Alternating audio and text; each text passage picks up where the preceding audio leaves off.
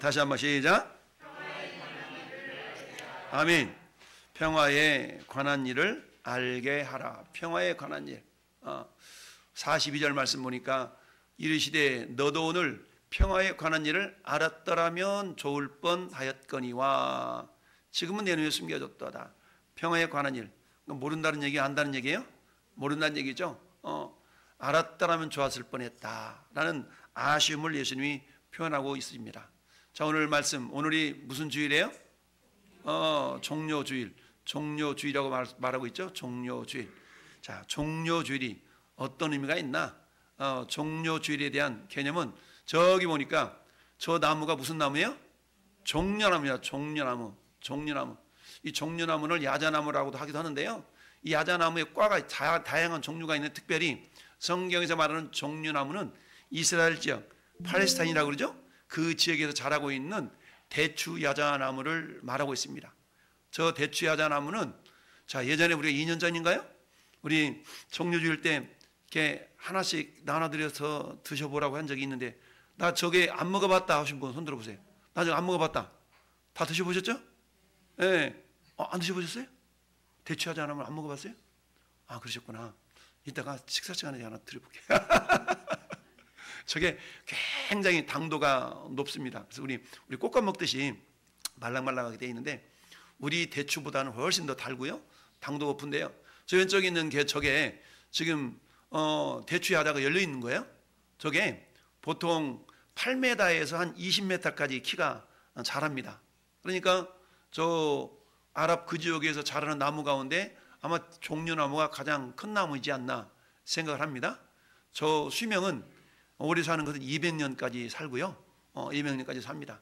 그처럼 굉장히 저 종려나무에 대한 이야기는 성경에 많이 기록되어 있는데, 어쨌든 종려나무의 그 원어로 말하면 타마르라는 단어가 있습니다. 한번 고백할까요? 타마르.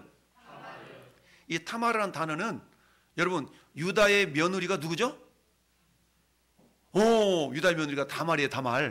다말인데 그 다말도 원어가 타마르입니다. 그리고 종려나무도 타마르고, 그 원어가 같은데요. 저게 히브리어로 말하면 타마르인데, 구약 성경에 많이 또 종려나무 나와 있어서 타마르인데, 신약 성경에 가면 종려나무에 대한 이야기가 2번 나옵니다. 그래서 종려나무가 2번 나오는데, 그 히브리어를 헬라어로 이렇게 바꾼 단어는 포이에닉스 이렇게 되어 있는데, 그래서 저 단어를 통해서 하나님께서 오늘 종료주일, 즉 예수님이 예루살렘 성읍으로 들어가는 그 과정 속에서 많은 무리들이 종려나무 저 이파리를 들고서 호산나 호산나, 요한복음 12장에 나타나 있죠. 호산나 호산나를 외쳤던 그것을 기념하면서 우리가 보통 종료주일이라고 말하죠. 왜 예수님이 예루살렘에 들어갔어요? 고난을 받으러 들어가신 거예요. 그래서 종료주일을 지키고 월화수목금토 요 한 주간을 우리가 보통 고난주간이라고 얘기합니다. 그래서 우리 고난주간에는 대부분의 교회들이 좀 더 좀 근신하고 깨어서 기도하자라는 그런 마음들을 갖죠. 그래서 우리 교회도 남들이 다 그래서 그런 게 아니고 다른 때보다도 좀 더 깨어서 기도하자라는 의미로 내일부터 한 주간 동안 월화수목금 요일까지 5일이죠. 5일 동안 한번 우리가 열심을 품고 기도해보자 라고 한번 우리가 특별 기도라는 제목으로 잡아놨습니다. 할렐루야. 그렇게 해서 여러분들이 깨어서 기도하시고, 예배당에 나오실 수 있는 분들은 나오셔서 기도하시고, 나는 죽어도 못 나가 아니지, 살아도 못 나가 이런 분들은 집에서라도 이렇게 동참하시면 복이 될 줄로 믿습니다. 맞습니다. 종려나무, 대추 야자나무인데, 자, 오늘 말씀에 제목이 있는 것처럼 우리 본문을 읽으면서 예수님의 그 모습과 무리들의 모습이 대조적으로 나타나는 걸 보게 됩니다. 여러분, 여기 보니까 37절에 보니까 이미 감람산 내리막길에 가까이 오심에 제자들이 온 무리가 자기들이 본 바 모든 능한 일로 인하여 어땠어요? 기뻐하면서 큰 소리로 하나님을 찬양하며 찬송하리로다 했다는 얘기죠. 할렐루야. 그러니까 막 기쁨이 충만했어. 왜 기쁨이 충만했을까?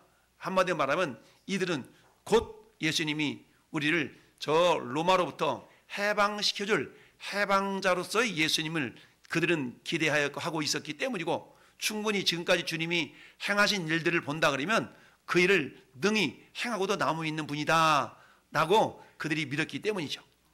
여러분, 오늘 29절 앞에 보실까요? 29절, 28절, 29절 보면 예수께서 이 말씀을 마치시고 하시고 예루살렘을 향하여 앞서서 가시더라. 그런데 감람원이라는 불리는 산 쪽에 있는 벳바게와 베다니에 가까이 가셨을 때에, 그러면서 우리가 잘 아는 매어 있는 나귀를 풀어보라라는 그런 사건이 삽입되어 있죠. 자, 그러면서 이 베다니는 예루살렘에서 한 3km 정도 떨어져 있는 그런 거리입니다. 여기서부터 거리로 3km면 어쯤 될까요? 저 뭐 평택경찰서 좀 더 될까요? 통복시장 좀 되나요? 3km는 그 정도 되겠죠? 그 정도 거리가 이 베다니에서 저기 예루살렘까지 거리입니다. 여러분, 베다니 하면 떠오르는 생각이 뭡니까? 나사로, 마리아 마르다 집이 있는 곳이 이 베다니입니다. 그러니까 이 베다니는 우리 주님께서 죽었던 나사로를 살렸던 기적의 현장이 베다니인 것이죠. 그러니까 그 주변에 있었던 많은 사람들은 베다니에서 일어났던 그 기적의 역사를 지금 뭐하고 있는 거예요? 알고 있는 겁니다. 야, 저 양반 죽은 자도 살리는 분이래 라는 것을 경험하고 있었던 그런 현장이 베다니라는 것이죠. 자, 그렇다면 이런 예수님에 대해서 무리들은 우리를 로마로부터 정치적으로 해방시켜줄 정치적인 메시아로 그들은 예수님을 바라봤던 겁니다. 왜요? 오늘 말씀은 이렇게 표현하고 있습니다. 예수께서 행하신 능한 모든 능한 일 때문에 기뻐했다. 능한 일 때문에, 겉으로 드러나는 그런 능한 그 일 때문에, 일 때문에 사람들이 기뻐했다는 얘기입니다. 그러면 외적으로 드러난 그 능한 일들은 뭐냐? 능한 일은 첫 번째는 말씀이 체험된 겁니다. 32절 말씀 보니까 보내심을 받은 자들이 가서 그 말씀대로 만난지라. 그 말씀대로 만났다는 얘기는 뭐예요? 예수님이 맞은편 마을로 가봐라. 그래야면 아직 아무도 타지 않는 나귀 새끼가 매 있는 것을 볼 텐데 풀어서 끌고 오라. 그래서 제자들 둘씩 보냈는데 정말 가보니까 그대로 있잖아요. 그러면 제자들이 어떤 생각을 했겠어요? 어머나, 이 양반 말씀, 주님 말씀이 확실히 맞네? 야, 어떻게 알지? 라고 그들이 주님의 그 말씀대로 만나는 걸 보면서 이 양반은 보통 분이 아니다 라고 서서히 더 믿어져 갔겠죠. 두 번째는 어떤 역사입니까? 오병이어의 기적을 경험한 것이죠. 야, 세상에 물고기 2마리와 보리떡 5개로 회상에 5,000명이 먹고도 12바구니 남을 정도로 거둘 수 있는 그런 분이란 말이야. 이런 분이라면 세상을 바꾸고도 남으면 있지 라고 그들에게 능한 일이 경험이 된 겁니다. 뿐만 아니라 오늘 베다니라는 동네에서는 어때요? 죽었던 나사로도 살렸거든요. 야, 그러니까 이분 대단하다라고 하면서 지금 예루살렘을 향하여 무리들과 함께 들어가는 겁니다. 근데 그 무리들은 어떤 무리들이었냐? 그들은 유월절 절기를 지키러 온 자들이었어요. 그러니까 전국적으로 유월절 절기를 지키기 위해서 예루살렘으로 모여든 사람들과 함께 주님이 지금 예루살렘 성으로 들어가시는 그런 과정, 그런 모습이 28절부터 우리가 읽지는 않았지만 35절 사이에 나타나 있어요. 그래서 많은 사람들이 저 대추야자 나무 가지를 꺾어서 호산나 호산나, 어떤 사람은 예수님이 타고 간 나귀 발밑에다가 자기 겉옷을 펴서 예수님이 밟고 지나가시도록 이렇게 환영하고 환대하는 그런 모습을 보여주고 있지요. 그런데 특별히 오늘 함께 읽어본 본문 가운데서 우리는 두 가지의 반응, 무리들은 너무너무 기뻐서 한마디 한번 노래하고 찬양하고 막 그러는데, 이어 반면에 예수님은 뭐 하셨다고요? 눈물을 흘렸다. 성을 보시며 우셨다라는 얘기입니다. 한쪽에는 기쁨이 충만하고 있는데 한쪽에서는 눈물을 흘렸다는 얘기죠. 전혀 대조적인 반응을 보이고 있다는 사실입니다. 그렇다면 무리들은 왜 저렇게 기뻐할 수 있었다고요? 아, 이분이 곧 우리를 로마로부터 해방시켜줄 정치적인 메시아다. 세계 열강 가운데 우리 자유 대한민국이 지금 여러 가지 어려움 속에 있죠. 다들 내가 이 문제를 해결할 적임자라고 하면서 다들 대선 후보에 나와요. 자, 그러나 어때요? 모든 나라를 다스리시는 분이 결국 하나님이신데, 따라서 하나님께 잘 보여야 될 텐데 모르겠어요. 자, 이렇게 해서 무리들은 기쁨의 춤을 추고 기쁨의 노래를 불렀다라는 얘기입니다. 자, 그에 반면에서 예수님은 어떤 모습을 보이셨다고요? 예수님은 엔터 쳐보세요. 눈물을 흘리셨더라. 여러분, 성경에 예수께서 눈물을 흘리신 사건을 총 3번 기록하고 있습니다. 여러분, 성경에는 예수님이 기뻐가지고 막 웃어 제꼈다 이런 내용은 없어요. 근데 예수님이 슬퍼했다, 애통해했다, 울었다, 우셨다 이런 내용은 나와요. 그러니까 예수님은 우리 인간과 같은 동일한 인성을 가지고 오셨기 때문에 희노애락을 느끼셨는데 기쁨보다는 어때요? 슬픈 모습들이 더 많이 보이셨던 것 같아요. 왜냐하면 예수님이 눈물을 흘리실 수밖에 없었던 그 사건의 현장이 그 주님의 눈앞에 펼쳐져 있었던 것이죠. 여러분, 성경에 예수님이 눈물을 흘리신 사건을 3번 기록하고 있죠. 그 첫 번째는 오늘 본문에 나타나 있는 것처럼 예루살렘 성을 보시고 우셨다. 물론 이보다 앞서서 요한복음 11장에 나사로가 무덤에 묻혀있는 그걸 보고 나사로를 보시고 죽은 나사로를 보고 눈물을 흘리셨다라는 내용이 나오죠. 그리고 어때요? 두 번째 오늘 본문이고 세 번째는 히브리서 5장 7절 말씀해 보니까 겟세마네에서 우리 주님이 심한 통곡과 눈물로 기도를 하셨다라고 표현하고 있습니다. 즉 겟세마네에서 드렸던 기도에는 주님의 눈물이 포함이 됐다는 얘기죠. 이처럼 예수님은 이 땅에 계시는 동안에 3번 눈물을 흘리셨다라고 성경이 기록하고 있습니다. 물론 이 밖에도 눈물을 흘리신 적이 있을 수가 있겠죠. 자, 그래서 예수님이 이처럼 눈물을 흘리셨는데 왜 예수님께서 눈물을 흘릴 수밖에 없었나? 추적해 보니까 크게 3가지 모습이더라. 첫 번째, 예루살렘의 타락 때문입니다. 예루살렘의 타락. 오늘날 기독교가 많은 욕을 먹고 있습니다. 왜냐하면 복음의 본질이 다 사라져버리고 마치 내용물은 사라진 쭉정이와 같은 그런 신앙의 모습들이 우리 교회 공동체 기독교 내에 있기 때문은 아닌가라고 이야기하는 사람들이 많이 있죠. 마찬가지로 예루살렘의 타락이라는 것은 결국 뭐냐면 복음에 대한 무관심한 예루살렘 시민들이 있었다는 얘기입니다. 여러분, 지금 호산나를 외치면서 예루살렘으로 들어간 사람들은 예루살렘 시민들이 아니에요. 예루살렘 시민들이 아니고 6월절 절기를 지키기 위해서 전국에서 모든 사람들이 예수님과 함께 예루살렘 성으로 들어가고 있는 겁니다. 예수님이처럼 직접 다양한 능력을 행하시고 모든 능한 일을 행하셨음에도 불구하고 예루살렘 성에 있는 사람은 그닥 감동을 받은 사람들이 많지 않았던 걸 봅니다.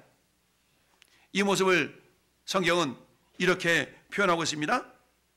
춤을 추어도 피리를 불어도 춤을 추지 아니하고 애곡하여도 가슴을 치지 않는 세대라고 표현하고 있죠. 여러분, 우리 왜 그러지 않습니까? 뭐 연습곡이나 어디를 보고 아주 감동적인 그런 장면을 보고 옆에 있는 사람 막 울고 웃고 그런 아무런 감정 표현이 없는, 감정 변화가 없는 이런 경우들을 보게 되지 않나요? 그런 것처럼 우리 예수님께서는 이 성전에 들어가서 어때요? 그 타락의 모습이 결국 장사하는 자들 쫓아내시면서 말씀하시기를 기록된 바 내 집은 만민이 기도하는 집인데 어떻게 강도의 소굴을 만들었느냐라고 주님이 천장 넘겨보면 그런 말씀이 나오죠. 46절 47절 성전에 들어가서 장사하는 자들을 내쫓으며 그들에게 이르시되 기록된 바 내 집은 기도하는 집이라 되리라 하건을 너희는 강도의 소굴을 만들었다 라고 하시면서 예루살렘의 타락상을 꾸짖고 있는 것이죠. 누가복음 7장 32절은 좀 전에 말씀드렸던 것처럼 비유컨대 장터에서 아이들이 앉아 서로 불러 이르되 우리가 너희를 향하여 피리를 불어도 너희가 춤추지 않고 우리가 애곡하여도 너희가 울지 아니하였다. 가슴을 쳐도 울지 않는다. 나는 그런 비유의 말씀을 하십니다. 이들이 놀이문화 가운데 그런 놀이가 있었던 것 같아요. 그래서 어때요? 피리를 불면 막 춤을 춰야 돼. 근데 피리를 불어도 반응이 없는 겁니다. 슬피 울고 아고 그러면 울어줘야 되는데 그런 모습이 없다는 얘기죠. 여기에 대해서 어때요?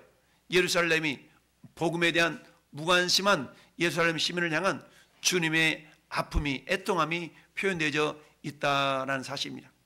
여러분, 시편 119편 158절 말씀은 이렇게 고백하고 있어요. 주님의 말씀을 지키지 아니하는 거짓된 자들을 내가 보고 슬퍼하였나이다. 예수님이 슬픔을 예언한 그런 말씀이죠. 이사야 48장 18절에도 내가 나의 명령에 주의하였다라면 네 평강이 강과 같았겠고 네 공의가 바다 물결 같았을 것인데 그렇지 않았구나라고 주님이 애통해 하시고 있다는 얘기죠. 두 번째, 예수님의 눈물은 왜 그러냐? 메시아를 메시아로 알아보지 못하는 유대인들의 무지함에 대한 하나님의 애통함입니다. 42절 말씀 볼까요? 이르시되 너도 오늘 평화에 관한 일을 알았다라면 좋았을 뻔하였거니와 지금 내 눈에 숨겨졌도다. 여기서 너도라고 그랬죠? 이거 너는 누구예요? 41절 말씀 보니까 가까이 오사 성을 보시고 우시며, 이 성이 무슨 성이에요? 예루살렘 성을 보시고 우시면서 말씀하기를 너도 이렇게 표현하고 있습니다. 즉 예루살렘 성을 의인화시켜가지고 너도 이렇게 표현하고 있는 거예요.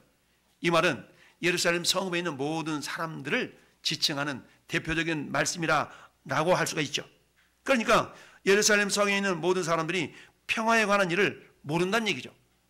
예수님 이 땅에 어떻게 오셨어요? 평강의 왕으로 오셨죠. 평강의 왕으로 오셨음에도 불구하고 우리 주님을 평강의 왕으로 오신 그분을 알아보지 못했다라는 이야기입니다. 골로새서 1장 10절 말씀에는 주께 합당하게 행하며 범사에 기쁘시게 하고 모든 선한 일을 열매 맺게 하게 하여 하나님을 아는 것에 자라게 하시고, 즉 하나님을 아는 모습들이 자라가야 되는데 예루살렘 성읍 사람들은 주님을 몰랐다는 얘기입니다. 그들은 그저 예수님은 뭘로만 알았어요? 저분 요셉의 아들 아니야? 저 양반 목수의 아들이잖아 라는 정도로만 알았지 예수님을 메시아로는 몰랐던 겁니다. 그래서 마가복음 6장 3절에 이 사람이 마리아의 아들 목수가 아니냐? 야고보와 요셉과 유다와 시몬의 형제가 아니냐? 그 누이들이 우리와 함께 여기 있지 아니하냐? 하고 예수를 배척한지라. 예수님을 몰라봤다는 얘기입니다. 심지어는 대제사장과 서기관들은 어떻습니까? 예수님을 십자가에 못 박아 죽이기까지 했던 것이죠. 이처럼 예수님을 메시아로 알지 못하고 복음을 전해도 어떻습니까? 무관심한 무반응하는 시대, 오늘날의 모습과 크게 다를 바가 없죠. 따라 성경은 이렇게 말씀합니다. 따라할까요? 믿음은 모든 사람의 것이 아니니라. 믿음은 모든 사람의 것이 아니래요. 여러분, 근데 저와 여러분들은 예수 그리스도를 우리의 구주로 믿었으니까 얼마나 감사합니까? 그게 하나님의 은혜이죠. 여러분, 아무리 외쳐도 아무리 복음을 전해도 무관심하게 지나가는 수많은 사람들이, 평택역에서 전도하다 보면 너무나 많은 사람들이 무관심하게 지나가요. 이게 뭐예요? 저 모습이죠. 복음에 무관심한 예루살렘 시민들과 마찬가지로 복음에 무관심한 평택 시민들, 저를 통해 하나님은 계속적으로 복음을 전함에도 불구하고 그들은 전혀 무관심하고 오히려 뭐 하는 겁니다. 시끄럽다고 경찰에 신고해가지고 경찰에 와가지고 뭐라 그러고 이런 일들이 있지. 정말 헛소리 한번 들어볼까? 이런 사람들은 별로 없다는 얘기죠. 메시아를 몰라보는 유대인들의 그런 무지함. 세 번째는 뭐 때문에 예수님이 부르셨나? 예루살렘 성에 닥칠 장래의 비극에 대해서 예수님은 미리 내다보시고 슬퍼하신 겁니다. 여러분, 주후 70년에 로마 장군 티토스가 어떻게 했습니까? 결국 예루살렘을 멸망시키는데 어떻게 멸망시켰냐면요. 자, 44절 한번 볼까요? 43절 보니까 43절 보면 날이 이를지라 내 원수들이 토둔을 쌓고 너를 둘러 사면으로 가두고 그랬죠? 토둔, 흙으로 언덕을 만들어 가지고 결국 이스라엘 백성들을 멸망시키는 이런 모습들이 있는데, 여러분, 저 이스라엘에 가보면 이스라엘의 사관학교와 같은 그런 사관생도를 기를 때 반드시 거쳐가는 그런 요새가 있거든요. 그 요새가 어디냐면 마사다라는 요새, 마사다. 예전에 한번 보여드린 적이 있는데 마사다. 사해 근처에 있는 이 마사다라는 이 고지대에 있는 요새가 있는데, 이 마지막 예루살렘이 멸망당하기 마지막 사람들이 그 마사다라는 요새로 도망가가지고 로마에 항거했던 때가 있었거든요. 근데 어때요? 토둔을 쌓아가지고 그 요새까지 올라온 거예요. 그래서 마지막까지 그들을 멸망시키는 그 모습이 뭐냐? 토둔을 쌓고 너를 둘러 사면으로 거두고 마침내 멸망시켰던 사건이 주 70년에 나타나 있어요. 이걸 주님이 미리 내다보시고 주님이 주 30년 그 경에 사셨으니까 40년 뒤에 나타날 그 일을 아시고 주님은 이렇게 슬퍼하시고 애통해 하셨던 것이죠. 여러분, 가까운 40년 이래 이스라엘의 멸망을 내다봤지만 그러나 우리는 어떻습니까?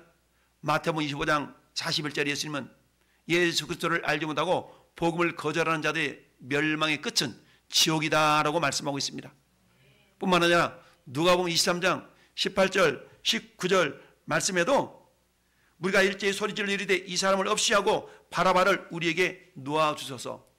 예수님을 메시아를 알지 못하니까 바라바 강도였던 바라바는 놓아주고 예수님을 십자가에 못 박으라고 아우성쳤던 그 모습들을 우리가 알 수가 있습니다. 그러면서 어때요? 결국 그들이 예수 그리스도를 십자가에 내어 죽이는 그런 일들을 그들이 하게 되죠. 여러분, 우리가 잘 아는 요한복음 3장 16절 시작. 하나님이 세상을 이처럼 사랑하사 독생자를 주셨으니 누구든지 예수 믿으며 멸망하지 않고 영생을 얻으리로다. 요한복음 3장 16절. 아멘. 여러분, 오늘 무리들의 기쁨과 예수님의 눈물 사이가 있어요. 무리들의 기쁨과 예수님의 눈물 사이를 채워줘야 될 사람이 누구예요? 저와 여러분들이에요. 할렐루야. 오늘처럼 무리들의 기쁨은 왜곡되어진 잘못되어진 주님에 대한 인식으로 인한 기쁨이었다면 제대로 된 주님에 대한 인식을 통하여서 주님의 눈물이 기쁨으로 변화될 수 있도록 할렐루야. 그 역할을 전 여러분들이 감당할 수 있어야 됩니다. 그러기 위해서는 어때요? 평화에 관한 일을 알려주는 자가 되어야 됩니다. 예수님 말씀하셨잖아요. 평화에 관한 일에 대해서 너희가 알았더라면 좋았을 텐데 라고 주님이 눈물을 흘리셨다는 사실은 뭐냐? 그들이 평화에 관한 일을 몰랐다는 얘기입니다. 그렇다면 주님의 눈물이 기쁨으로 변화될 수 있도록 주님은 우리에게 그 사명을 부여해 주신 줄 믿습니다. 그래서 오늘 종려주일에 우리 주님 말씀하시기를 따라합시다. 너희가 종려나무가 되어라. 여러분, 종려나무는 아까 대추, 야자 나무였지 않습니까? 종려나무 특징이 다양하게 있는데 종려나무의 특징을 우리가 4가지만 생각해 본다면 첫 번째는 의로움의 상징입니다. 여러분, 시편 92편 12절은 의인은 종려나무같이 번성한다 라고 표현하고 있습니다. 의인은 종려나무같이 번성한대요. 그러면 전에 여러분들이 어떤 삶을 살아야 된다고요? 의인의 삶을 살아야 된다는 얘기죠. 우리 님이 예수님의 보혈로 의인 되었습니까? 의인 되었습니까? 의인 되었다는 얘기입니다. 여러분, 우리가 그리스도인이 된 것과 그리스도인의 삶을 사는 것과는 달라요? 다를 수가 있어요? 그래서 표리가 부동원자가 아니라 표리가 안과 겉과 속이 똑같은 홍옥 사와 같은 그런 신앙이 아니라 잘 익은 도마도와 같은 신앙. 할렐루야. 그런 신앙이 주님이 되기를 원하시죠. 이처럼 의로움의 상징이 종려나무입니다. 그래서 의인은 종려나무와 같이 번성한다 라고 말씀하고 있습니다. 여러분, 신약성경에서 종려나무에 대한 이야기는 요한복음과 계시록 7장 두 군데가 나오는데요. 계시록 7장은 어떤 의미가 있냐면 승리한 성도들의 이야기가 납니다. 이를 위해 내가 보니 각 나라와 족속과 백성과 방언에서 아무도 능히 셀 수 없는 큰 무리가 흰옷을 입고 손에 종려가지를 들고 보좌 앞과 어린 양 앞에 서서 큰 소리로 외쳐가로되 구원하심이 우리 하나님의 은혜와 어린 양의 보혈의 능력 때문에 있다라고 찬양하는 그런 장면이 계시록 7장에 나옵니다. 할렐루야. 이건 뭘 얘기해요? 승리를 상징한다는 얘기입니다. 여러분, 세상을 이기는 승리는 이것이니 우리의 믿음이니라. 마귀는 지금도 우는 사자같이 두루다니며 산길자를 찾고 있습니다.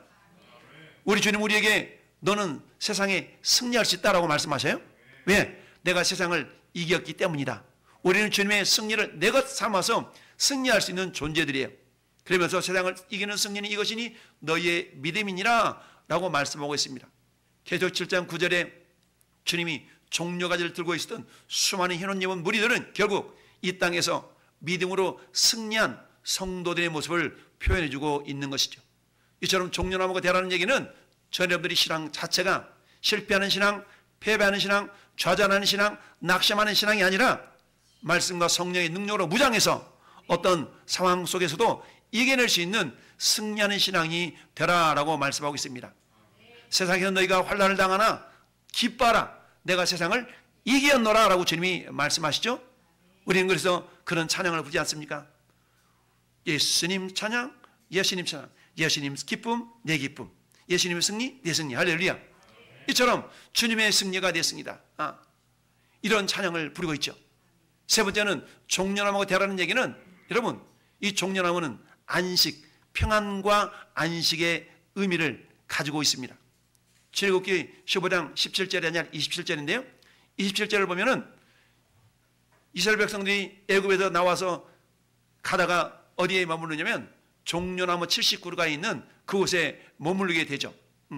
그곳에 머무르게 되는데 엘림이라는 곳에 머무르게 되는데 그곳에는 어때? 샘물이 12개가 있고 70그루의 종려나무가 있다라고 한 그곳이 출애굽기 15장 27절에 나타나는데, 이곳에서 뭐 하는 겁니까? 진을 치고 이스라엘 백성들이 안식을 취한 곳, 쉼을 취한 곳이 결국 이 종려나무 아래에 있다는 얘기죠. 이처럼 이 종려나무는 안식의 의미가 담겨져 있는데요. 근데 저와 여러분들은 예수 그리스도 안에서 쉼을 누릴 수 있는 자가 되어야 된다는 얘기입니다. 할렐루야. 바쁘다 너무 바빠가지고 쉴 틈도 없어. 우리 예수님은 제자들에게 그런 말씀하시죠. 잠시 쉬어라. 우리에게 쉼을 갖기를 원하시죠? 이처럼 종려나무 되라는 얘기는, 이처럼 우리에게는 승리의 개선가, 승리의 노래를 부르는 그런 주인공과 동시에 한편으로는 주님과 함께 안식을 누릴 수 있는 그런 주인공들이 되어야 된다는 얘기죠. 그리고 네 번째는 어때요? 헌신의 계명이, 헌신의 의미가 담겨져 있습니다. 여러분, 열왕기상 6장 29절 말씀에 이렇게 말씀합니다. 내 외소 사방 벽에는 모두 그룹들과 종려와 핀 꽃들의 형상을 아로 새겼고 라고 말씀합니다. 여러분, 솔로몬이 성전을 짓고 성전 내외소 그리고 문의 위에 이런 부분들을 보면 종려나무 형상으로 새겨놨다는 얘기죠. 이 종려나무라는 건 뭡니까? 여러분, 성전 지성소, 성소와 지성소는 결국 어떤 곳입니까? 하나님을 향한 헌신의 자리, 하나님을 향한 만남의 자리, 이런 것이죠. 결국 저걸 뭘 의미하냐면 헌신을 상징한다라는 얘기입니다. 이처럼 종려나무는 그 성질 자체가 꿋꿋하게 자라가는 이런 성질이 있거든요. 그래서 종려나무, 이게 타마르라는 단어인데, 이 타마르라는 단어는 토마르라는 단어에서 같은 개념이거든요. 같은 어원인데, 이건 기둥이라는 의미도 있고요, 세워진다라는 그런 의미도 있어요. 따라서 종려나무가 되라는 얘기는 따라서 세워주는 자. 여러분, 솔로몬의 성전에 앞에 두 기둥이 있어요. 두 기둥이 있는데 오른쪽 기둥은 야긴이고 왼쪽 기둥을 보아스라 그랬죠. 그럼 어때? 오른쪽 기둥 야긴의 뜻은 뭡니까? 저가 세우리라. 약은 저가 세우리라. 보아스는 그에게 능력이 있다라는 거 아니겠습니까? 이와 마찬가지로 종려나무에는 세워야 된다는, 세워가는 그런 의미가 담겨져 있다는 얘기입니다. 두 번째, 평화에 관한 일을 알게 하라는 그런 의미 속에는 그야말로 평화를 세워가라라는 얘기예요. 평화를 세워가라. 여러분, 평화라는 말이 우리가 히브리어로 뭐라고 그랬어요? 평화, 평안, 샬롬이잖아요. 샬롬, 샬롬. 헬라어로는 에이레네라는 단어라고 그랬죠? 오늘 말씀에 주님이 그렇게 말씀하고 있습니다. 42절에 이리되도 오늘 평화에 관한 일을 알았더라면, 이 평화라는 얘기는 뭐냐? 에이레네라는 단어인데요, 구약으로 말하면 샬롬이라는 단어죠. 평화를 세우라. 평화를 세우라? 그건 뭐냐? 화평의 복음을 전하라라는 의미입니다. 여러분, 오늘 38절을 봅시다. 37절 하반절에는 큰 소리 하나는 뭐 했다고 그랬어요? 찬양하며. 38절은 뭐 했어요? 찬송하리로다 라고 그랬죠. 여러분, 찬송한다라는 단어와 찬양한다는 원어가 달라요? 찬양이라는 말은 보통 우리가 할렐루야 이러죠. 할렐루야. 할렐루야라는 말은 하나님을 찬양합니다 라는 뜻이죠. 할렐루야 이거든요. 할렐루야. 이 할렐루라는 말이 찬양하다는 뜻이에요. 이 할렐루라는 찬양, 이 단어가 할랄이라는 단어에서 같은 개념이에요. 근데 이 찬양이라는 단어처럼 하나님을 높여드리는, 이걸 보통 우리가 찬양한다 그러죠. 그래서 우리가 찬양한다. 그리고는 그 다음 절에 있는 찬송하리로다 라는 단어는, 이 찬송하는 율로게오라는 단어. 율로게오. 따라서 율로게오. 율로게오라는 단어는 두 단어가 합쳐진 합성어인데요. 보통 유토피아라고 있죠. 유토피아. 유라는 말은 좋다라는 말이거든. 굿이라는 뜻이에요. 좋다. 유토피아. 그런 것처럼 율로게오. 이 율로게오라는 말은 유라는 그런 접두하고, 그 다음에 로게오라는 말은 로고스라는 단어예요. 로고스가 뭡니까? 말씀이잖아요. 로고스. 그러니까 좋은 말씀. 이 말은 찬송이라는 한마디로 말하면 뭐냐? 좋은 말씀을 전하는 것이 찬송이라는 겁니다. 물론 우리가 예수님 찬양, 예수님 찬양, 이것도 찬송이 될 수가 있지만 원어적인 의미로 본다 그러면 찬송이라는 것은 복음을 전하는 것 자체가 찬송이에요. 할렐루야. 저 여러분 삶 속에 복음을 전하는 입술이 되기를 바랍니다. 이게 찬송 입술이라는 얘기입니다. 그래서 우리 주님께서 우리에게 평화를 세우라라는 의미는 다른 말로 말하면 찬송하는 자가 되라는 얘기입니다. 찬송하는 자라는 얘기는 율로게요, 복음을 전하는 자가 되라는 얘기입니다. 우리가 팔복에서 마태복음 5장 9절에 화평하게 하는 자는 복이 있나니 저 하나님의 아들이라 일컬음을 받을 것이며 라고 그랬죠. 화평하게 하는 자, 화평하게 하는 자, 누가 화평해야 돼요? 하나님과 먼저 우리가 화평해야 됩니다. 화목을 이룰 수 있어야 돼요. 두 번째는 사람과 사람 사이를 화목하게 시켜줄 수 있는 그런 자가 되야 되는 얘기죠. 마치 누구처럼 고렐 누구죠?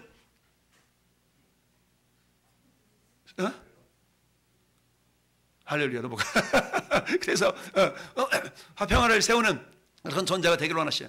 에베소서 2장 14절 말씀에도 이렇게 말씀하셨어요. 그는 우리의 화평이신지라. 예수님이 화평이셔요. 둘로 하나를 만드사 원수된 것 곧 중간에 막힌 담을 자기 육체로 허시고 바나바 말해 바나바 육체로 허시고 이 바나바가 화평하게 하는 그런 역할을 잘 감당했던 사람이잖아요.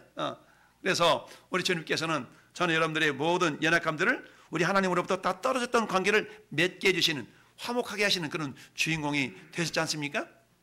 근데 이 모습을 우리 주님께서 저와 여러분들이 하라라고 말하는 겁니다. 따라서 평화에 관한 일이라는 얘기는 진정한 평화라는 것은 우리 홀로 있어도 되는 게 아니고 주님과의 관계가 회복이 되어야만이 진정한 샬롬이 임하는 거예요.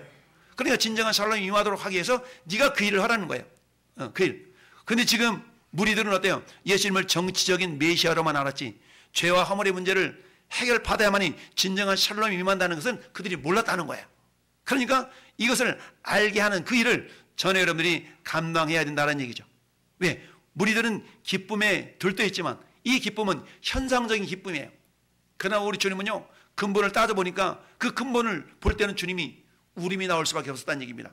여기서 우셨다라는 단어는요, 통곡했다는 단어거든요. 그냥 훌쩍훌쩍 우는 정도가 아니에요. 통곡했다라는 단어가 우셨다라는 단어예요. 그렇기 때문에 우리 주님의 눈물을 기쁨으로 바꿔주게 한 이 무리들의 기쁨과 예수님의 눈물 사이에서 저와 여러분들이 해야 될 역할은 평화에 관한 일을 알게 해야 되는 일인 줄로 믿습니다. 그 일은 뭡니까? 로마서 10장 15절 말씀처럼 아름답도다 좋은 소식을 전하는 자들의 발이여 함과 같이. 여러분, 전하지 못하는데 어떻게 들을 수 있겠습니까? 듣지 못하는데 어떻게 믿겠습니까? 그러니까 그때 전해오는 그 누군가에서 전함을 받고 우리에게 믿음이 생겨서 그 믿고 우리에게 구원의 은혜가 임한 줄 믿습니다. 하나님과 화평한 자, 평화로운 관계가 되어진 줄 믿습니다. 그렇다면 이제 하나님은 저와 여러분들에게 너가 가서 그 일을 하라라고 말씀하고 있는 것이죠. 우리 주님에 대한 오해 때문에 진정한 샬롬, 진정한 에이레네를 맛보지 못하고 있었던 이 무리들을 바라보시면서 주님은 어때? 슬퍼하며 우셨다라는 얘기죠. 주님의 울음과 주님의 눈물과 요 무리들의 그 즐거움 사이에 저와 여러분들이 가교를 놓아댈 줄로 믿습니다. 결국 뭡니까? 이처럼 화평의 복음을 전할 그 결과로 말미암아서 예루살렘을 이루라라는 얘기예요. 예루살렘이라는 말은 예루샬라임이라는 단어인데요. 예루살렘을 우리가 두 단어인데, 자, 이 말은 어떤 단어냐면 예루라는 단어와 샬롬이라는 단어가 합쳐진 단어예요. 보통 예루살렘은 평화의 도시라고 그러잖아요. 평화의 도시. 샬롬이라는 단어가 들어갔기 때문에 예루살렘이라는 단어는 평화의 도시입니다. 그런데 예루라는 그 단어는 어디서 왔냐면 예루라는 단어가 자, 야라라는 단어에서 왔어요. 야라라는 단어에서 예루가 왔는데 이 야라라는 단어가 설립하라 기초를 두다라는 얘기입니다. 그러면 예루살렘이라는 얘기는 뭡니까? 평화의 기초를 둔 도시, 평화롭게 세워진 도시, 이런 의미가 예루살렘이라는 의미가 있는 거예요. 그러면 하나님께서는 저와 여러분을 통해서 예루살렘을 이루어 가라는 얘기는 저와 여러분들 뭐 하는 겁니까? 샬롬을 세워나가는 자가 되는 얘기죠. 샬롬. 주는 평화 막힌 담을 모두 하셨네.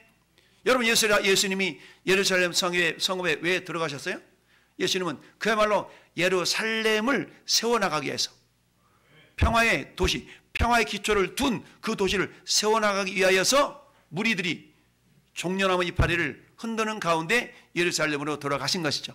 근데 그 샬롬이라는 것은 주님이 십자가에서 죽지 아니하고서는 진정한 샬롬이 이루어질 수가 없기 때문에 주님이 십자가를 걸어가신 줄 믿습니다.